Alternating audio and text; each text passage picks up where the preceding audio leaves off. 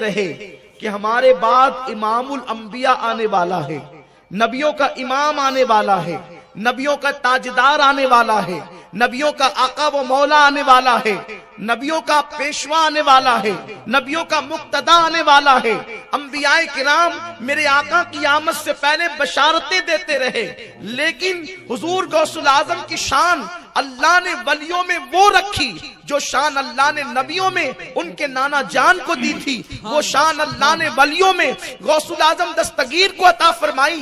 غوث پاک کی ولادت بھی نہیں ہوئی تھی، اس وقت امام حسن بصری تقریباً 350 سے 400 سال پہلے کہتے ہیں کہ بغداد میں ایک اللہ کا برگزیدہ بندہ ظاہر ہوگا اور وہ بغداد کی جامع مسجد کے منبر پہ بیٹھ کر کہے گا قدمی ہاذہی علی رقبۃ کل ولی اللہ، میرا یہ قدم ہر ولی کی گردن پر ہے، اور وہ ولیوں کا سلطان اور تاجدار ہوگا۔ امت محمدیہ میں اللہ نے کسی ولی کو وہ شان عطا نہیں فرمائی جو شان اللہ عبد القادر جیلانی کو عطا فرمائے گا۔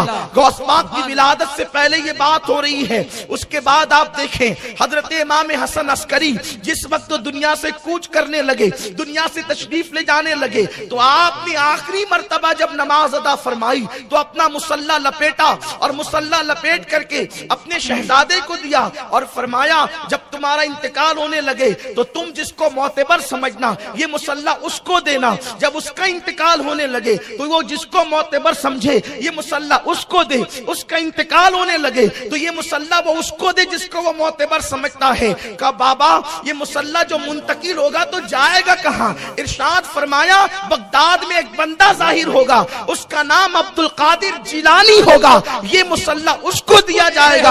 اس لیے کہ اللہ تبارک و تعالیٰ نے امت محمدیہ میں کسی ولی کو وہ مقام عطا نہیں کیا جو مقام اللہ عبد القادر جیلانی کو عطا فرمائے گا۔ اور اس کے بعد سید الطائفہ حضرت سیدنا جنید بغدادی رضی اللہ تعالیٰ عنہ بغداد کی مسجد کے منبر پہ بیٹھ کے کہتے ہیں آج ہماری ولایت کے ڈنکے ہیں، لیکن اسی زمین پر ایک ایسا جوان ظاہر ہوگا کہ جو کہے گا میرا قدم ہر ولی کی گردن پر، تو سارے ولی اس کے آگے اپنی گردن کو جھکا دیں گے۔ سرکار غوث الاعظم دستگیر رضی اللہ تعالیٰ پیران پیر کی شان یہ ہے کہ آپ کی آمد سے پہلے ہی غلغلہ ہو رہا ہے کہ سید الاولیاء آنے والا ہے، سید الاولیاء آنے والا ہے، ولیوں کا سلطان آنے والا ہے۔ اور آپ جانتے ہیں جب میرے آقا علیہ السلام ماں کے پیٹ میں تشریف لائے تو انبیاء آ کر بشارت دیتے ہیں کہ تمہارے یہاں آمنہ، تمہارے یہاں نبیوں کا سردار آنے والا ہے۔ جب غوث پاک ماں کے شکم میں آئے تو امام الانبیاء خود تشریف لائے، فرمایا امت الجبار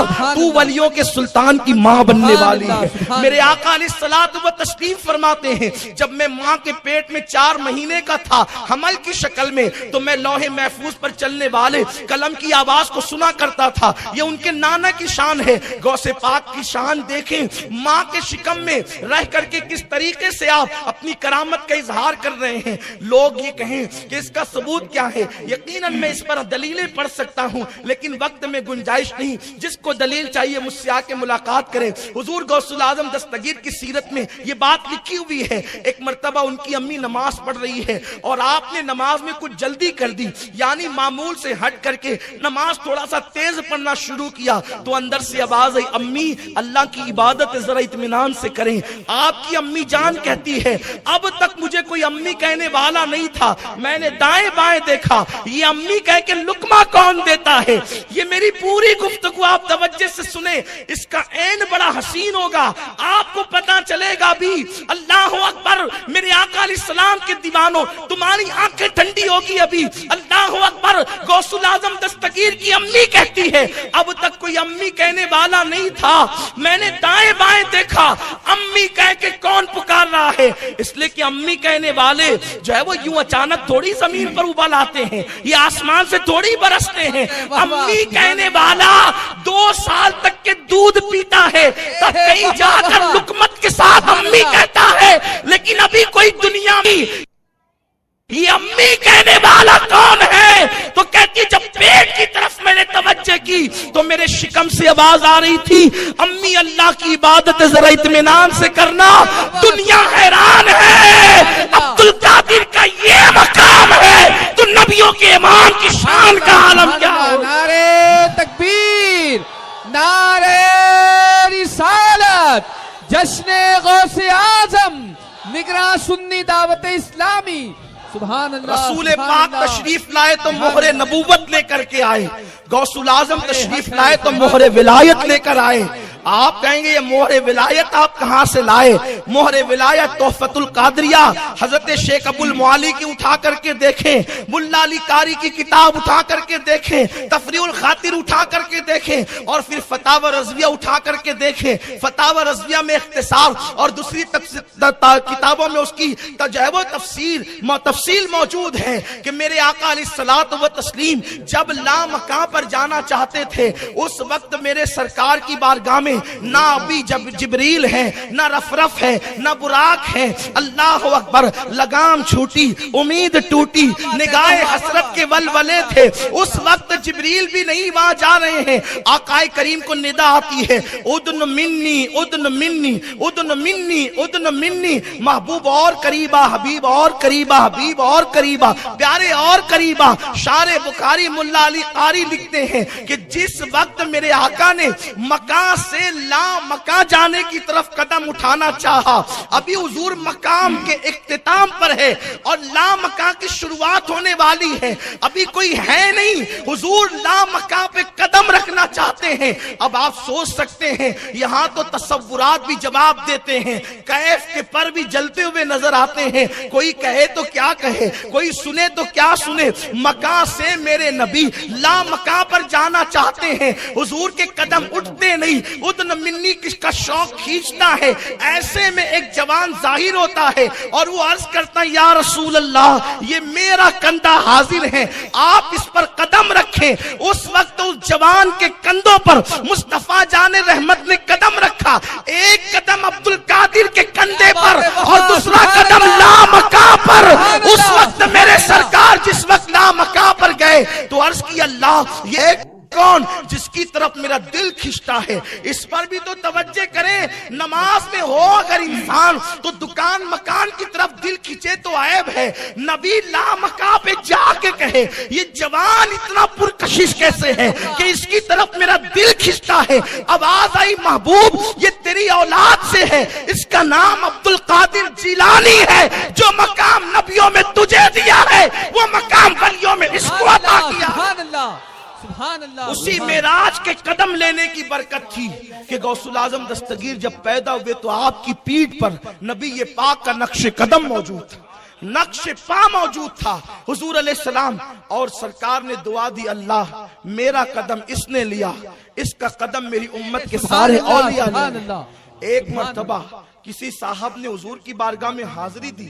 عرض کی یا رسول اللہ وہ بغداد کا جوان کہتا ہے میرا قدم ہر ولی کی گردن پر ہے، اس کو یہ کہنا جائز ہے کہ ناجائز ہے؟ آقا نے فرمایا یہ عبد القادر کہتا ہے نا. ہاں یا رسول اللہ. سرکار فرماتے وہ اللہ کے حکم سے کہتا ہے اور ہر وقت عبد القادر میری نظروں میں رہتا ہے، یہ میرے غوث کی شان ہے. تو اللہ تبارک و تعالیٰ نے امام الانبیاء کو سب سے بدترین حالات جس زمین کے ہو گئے تھے اور زیادہ جس زمانے میں لوگ بگڑ گئے تھے اس زمانے میں اللہ نے امام الانبیاء کو بھیجا اور حضور نے 23 سال کی قلیل مدت میں بگڑے ہوئوں کو سدھار دیا. جو نہ تھے خود راہ پر اوروں کے ہادی بن گئے، کیا نظر تھی جس نے مردوں کو مسیحا کر دیا. آسمان ہدایت کا تارا بنا دیا 23 سال کی قلیل مدت میں. اور غوث پاک رضی اللہ تعالیٰ کو اس وقت ظاہر کیا جب اسلام کا نام تھا، اسلام نہ رہ گیا. اسلام مرنے کے قریب تھا، ختم ہونے کے قریب تھا، کیونکہ اسلام تو ختم کبھی نہیں ہوگا. کیونکہ اللہ فرماتے ہیں هو الذی ارسل رسولہ بالہدی ودین الحق لیظہرہ علی الدین کلہ ولو کرہ المشرکون.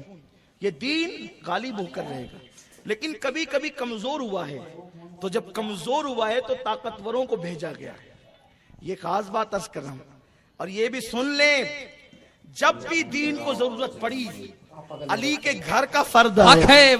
سبحان اللہ. یہ خاص بات ہے. جب بھی دین کو ضرورت پڑی علی کے گھر کا فرد آیا. 61 ہجری میں جب دین کو زوال پذیر کرنے کی ضرورت آئی تو علی کے گھر کے 72 آئے. علی کے گھر سے آئے. جب 5ویں صدی میں دین مٹانے کی کوشش کی گئی تو بھی علی کا بیٹا عبد القادر جیلانی کو بھیجا گیا. ہندوستان میں اسلام کا پرچم لہرانے کے لیے علی کا بیٹا مسعود سالار غازی کو بھیجا گیا. اس کے بعد سرکار معین الدین اجمیری کو بھیجا گیا.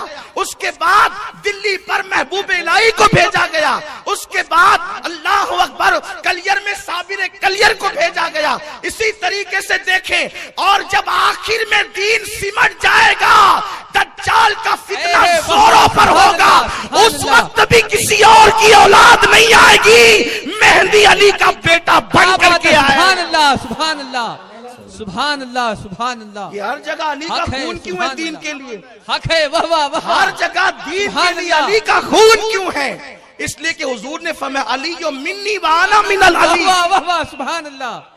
میں علی سے ہوں، علی مجھ سے ہے. وہ علی، حضور نے کہا یہ مجھ سے، میں اس سے. اور قرآن نے کہا نسانا و نساکم، اور اس کے بعد کا وانفسنا وانفسکم، اپنی عورتوں کو لاؤ اور ہم اپنی عورتوں کو لائیں، اور تم خود آؤ ہم خود آئیں. تو یہ انفسنا، تم اپنی جانوں کو لاؤ ہم اپنی جانوں کو لائیں. تو حضور نے بیٹوں کی حیثیت سے حسنین کو لیا، عورتوں کی حیثیت سے فاطمہ کو لیا، اور اپنی جان کی حیثیت سے اکیلے نہیں گئے بلکہ خود گئے، اپنی جان لے کر گئے. علی کا نام جان مصطفیٰ ہے، علی کا نام جان مصطفیٰ ہے. اسی لیے جان کی حیثیت سے علی کو لے کر کے گئے تو پتا چلا نبی کا خون علی کا خون ہے. یہ میں نہیں کہتا، فرمایا دم کا دمی لحم کا لحمی. علی تیرا خون میرا خون اور تیرا گوشت میرا گوشت ہے. تو چونکہ دین نبی، نبی دین، دین نبی، نبی دین، دین نبی، نبی دین، مصطفیٰ برسا خیش لا کے دی ہماؤس اگر بہونا رسیدی تمام لحبیس. اللہ کی سرتاب قدم شان ہے. یہ انسان ہے، انسان وہ انسان ہے. یہ قرآن تو ایمان بتاتا ہی نہیں، ایمان یہ کہتا ہے میری جان ہے. یہ تو جب بھی دین پر وقت پڑے گا تو دین کی کھیتی سوکھے گی. جب دین مرنے لگے گا، دین خطرے میں ہوگا، تو اس کو خون چڑھانے کے لیے وہی خون چاہیے جو اس کا گروپ ملتا ہو. سبحان اللہ. گروپ کوئی مریض مرتا ہے تو اس وقت ڈاکٹر کہتا ہے یہ مرے گا، اگر اس کو خون نہ چڑھائیں تو نانی نانا پھپا پھپھی دادا دادی نصاب اٹینشن ہو جاتے ہیں. اس کو خون چڑھانا ہے. آپ کہیں سب سے مقدس پیر صاحب ہیں، پیر صاحب کا خون چڑھا دو برکت والا ہے. ڈاکٹر کہے گا یہ ڈاکٹری ہے، سائنس ہے، پیری مریدی کی خانقاہ نہیں ہے. اس لیے خون وہی چڑھے گا جو اس کے گروپ سے ملتا ہو. جب گروپ سے ملے گا تو فائدہ دے گا ورنہ نقصان دے گا. تو نبی نے فرما دیا، نبی نے فرمایا دم کا دمی لحموں کا لحمی. حضور اور صحابہ کو بھی کہہ سکتے تھے ہر صحابی ہمارے سر کا تاج ہے. جو کسی صحابی کی توہین کرے وہ سنی ہو نہیں سکتا. حضور کا ہر صحابی آسمان ہدایت کا تارا ہے. لیکن حضور جانتے تھے کہ ایک صدی میں سارے صحابہ ختم ہو جائیں گے، لیکن علی کی نسل قیامت تک چلنا ہے. اور بھی صحابہ کی نسلیں چلے گی، کچھ کی نسلیں بھی ختم ہو جائے گی، لیکن علی کی نسل نے قیامت تک چلنا ہے. کیوں قیامت تک چلنا ہے؟ کہ وہ انا اعطینا کل کوثر کی تفسیر ہے. اللہ نے کسی کی نسل چلانے کا ذمہ نہیں لیا، لیکن کل کوثر نازل کر کے علی کی نسل چلانے کا ذمہ لیا. وہ سیدہ فاطمہ کے ذریعے سے، کیونکہ آقا نے گارنٹی لے لی. فرمایا اس امت کی کیا شان ہے جس کی ابتدا پر محمد ہے، محمد الرسول اللہ، اور جس کے اختتام پر محمد مہدی ہے، جس کا اول میں اور آخر مہدی علی کا بیٹا. وہ امت ہلاک کیسے ہوگی؟ تو اس لیے حضور علیہ الصلوۃ والتسلیم نے علی کی نسل کا ذمہ لیا کہ فاطمۃ الزہرا کے ذریعے سے علی کی نسل چلے گی. تو چونکہ دین کو جب جب وقت آئے گا تو وہی گروپ ملایا جائے گا. دیکھو خون کے لیے سب محنت کرتے، سب جان بچانے کی کوشش کرتے مریض کی. تو سب جان بچانے میں شریک ہوتے ہیں، لیکن بنیادی رول جو ادا کرتا ہے وہ خون ادا کرتا ہے، اور خون کے لیے گروپ ملنا ضروری ہے۔ تو حضور نے اور کسی کے خون کو تو نہیں کہا دموں کا دمی لحموں کا لحمی، یہ تو کبھی نہیں کہا۔ کیوں نہیں کہا؟ اس لیے کہ حضور فرماتے ہیں لوگ الگ الگ درختوں سے ہیں، میں اور علی ایک درخت کی دو ٹہنیوں کا نام ہے، ہماری اصل ایک ہے، ہماری نسل ایک ہے۔ اسی لیے تو اعلیٰ حضرت فرماتے ہیں نا اصل نسل صفا، اصل نسل صفا، یہ حضور کی نسل ہے، حضور علیہ الصلوۃ و تسلیم کی نسل کی اصل بھی ہے، نسل بھی ہے، اصل بھی ہے نسل کی۔ اللہ اکبر۔ تو جب جب وقت پڑے گا علی کی اولاد آئے گی، کیوں؟ کیونکہ حضور نے فرمایا اس کا خون میرا خون ہے، اس کا گوشت میرا گوشت ہے، تو وہ خون اب قیامت تک منتقل ہوتا رہے گا اولاد علی میں۔ تو دین کے خون کا جو گروپ ہے وہی گروپ علی کی اولاد کے خون کا ہے۔ تو جب جب دین کو ضرورت پڑے گی اس وقت تک کہ علی کی اولاد کو میدان میں لایا جائے گا اور دین کو بچایا جائے گا۔ اسی لیے تو غوث الاعظم کو محی الدین کہتے ہیں۔ کسی نے کہا آپ کا نام محی الدین کیسے ہو گیا؟ فرمایا کہ میں رستے سے جا رہا تھا بغداد کی سڑک سے، توجہ فرمائی، میں بغداد کی سڑک سے جا رہا تھا، ایک آدمی ادمرا پڑا ہوا تھا، جانتے ہیں نا ادمرا؟ اس لیے کہ مجھے عادت ہے میں آپ کی لینگویج میں گفتگو کرنا چاہتا ہوں۔ آدھا زندہ آدھا مردہ ہاں ہاں کرا رہا تھا، لوگ اس کے پاس سے گزرے، اس نے کسی کو آواز نہیں دی، اس لیے کہ مریض بھی جانتا ہے کہ مجھے کون سا خون چاہیے۔ بغداد میں کمی نہیں تھی خطیبوں کی، ادیبوں کی، لیکن آواز دی ذرا مجھے اٹھانا، مجھے سہارا دے۔ تو غوث پاک نے اس کا ہاتھ پکڑا، توجہ، غوث پاک کو اس نے مدد کے لیے بلایا اس ادمرے آدمی نے، اور غوث پاک نے اپنا ہاتھ اس کے ہاتھ میں دیا۔ غوث پاک کہتے ہیں جیسے میرا ہاتھ اس کے ہاتھ میں پہنچا وہ اٹھ کے کھڑا ہو گیا، اور جو مرنے کے قریب تھا وہ تو تندرست تھا۔ میں نے کہا تو کون ہے؟ اس نے کہا تیرے نانا کا دین ہوں۔ کیا بات ہے، سبحان اللہ۔ مرنے کے قریب تھا، تیرے سہارے کی ضرورت تھی، تو نے سہارا دیا، میں زندہ ہو گیا۔ سبحان اللہ، اس لیے تو محی الدین ہے، دین کو زندہ کرنے والا ہے۔ غوث پاک کہتے ہیں پھر میں مسجد گیا تو مسجد کا ہر نمازی مجھے محی الدین کہہ رہا تھا، محی الدین کہہ رہا تھا، محی الدین کہہ کے پکار رہا تھا۔ لوگ کہتے ہیں یا غوث المدد نہ کہو، میں نے کہا جس کو دین کہتا ہے یا غوث المدد، دین جس کو پکارتا ہے اب اس کو نہ پکارے، اور جو دین کو نئی زندگی دے سکتا ہے کیا وہ ہمیں نئی زندگی نہیں دے سکتا؟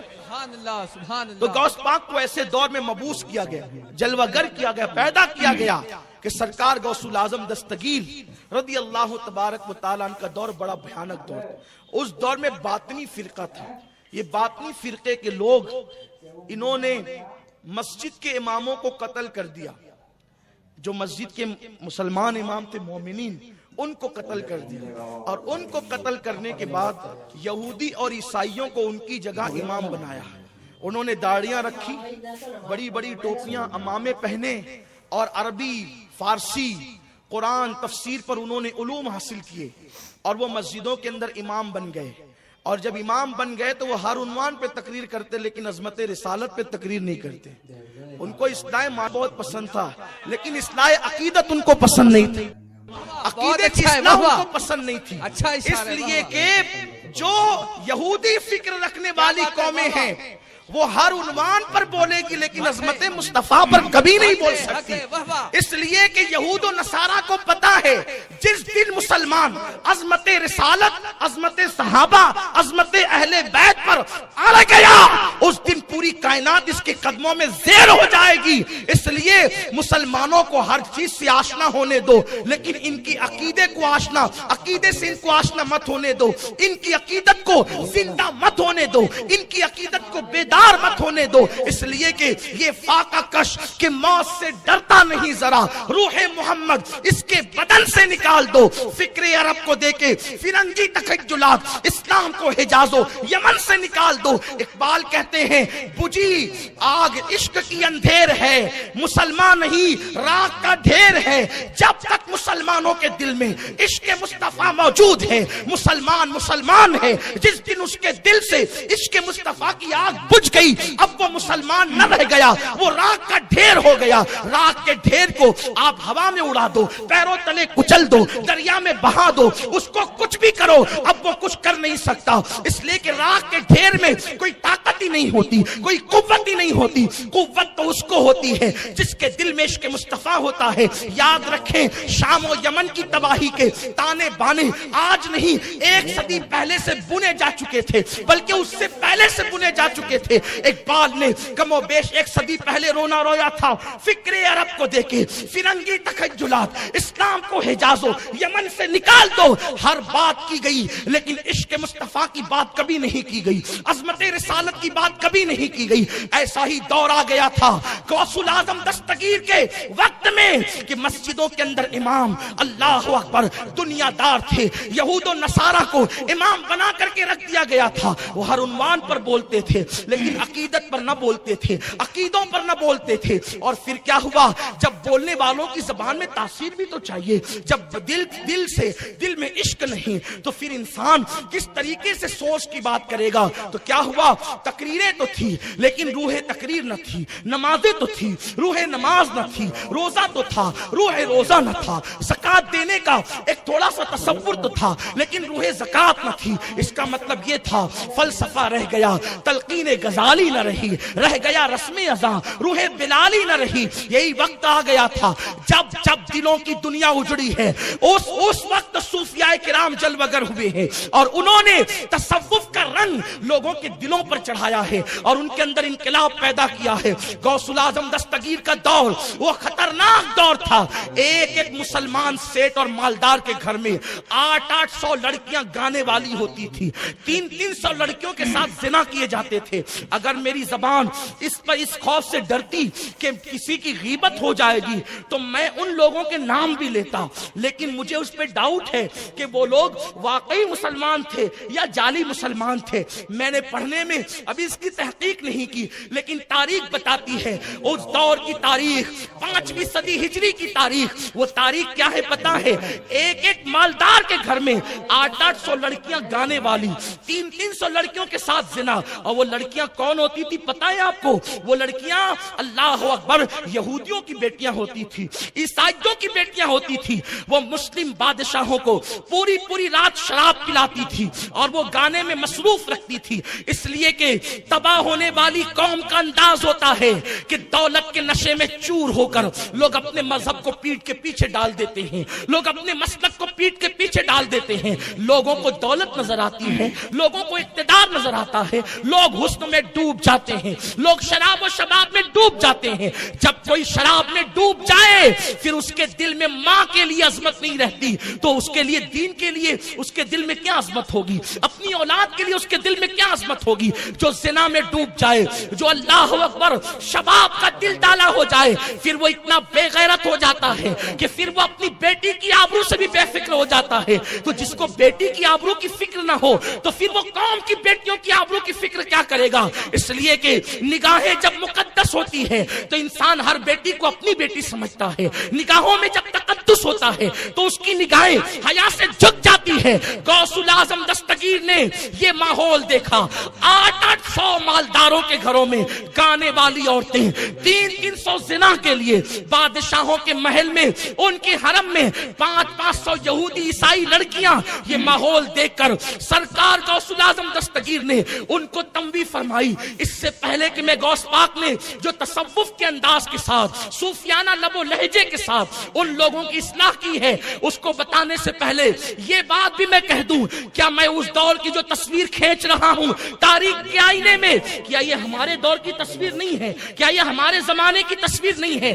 آج کوئی 24 لوم کا مالک بن جائے تو پہلی بیوی اس کو بری لگنے لگتی ہے اور وہ کبھی تراشن والی کے ساتھ افیئر کرتا ہے، کبھی پڑوسی کے ساتھ افیئر کرتا ہے، کبھی پارکوں میں جا کر زنا کے اڈوں کو آباد کرنے کی کوشش کرتا ہے، پکنک کے نام پر جا کر کے معاذ اللہ وہ زنا کرتا ہے۔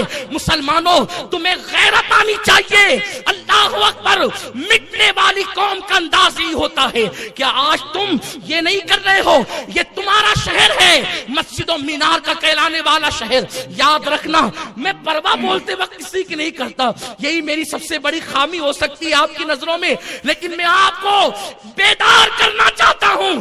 گنبد و مینار کے شہر میں رہنے والوں، شام میں مسلمانوں کے لاشوں کو کفن تک نہیں ہے، یمن میں دھواں اٹھ رہا ہے، بیت المقدس کے اندر مسلم ایک ایک بیٹی کے ساتھ 8 سپاہی زنا کر رہے ہیں، معصوم بچوں کی جانیں جا رہی ہے.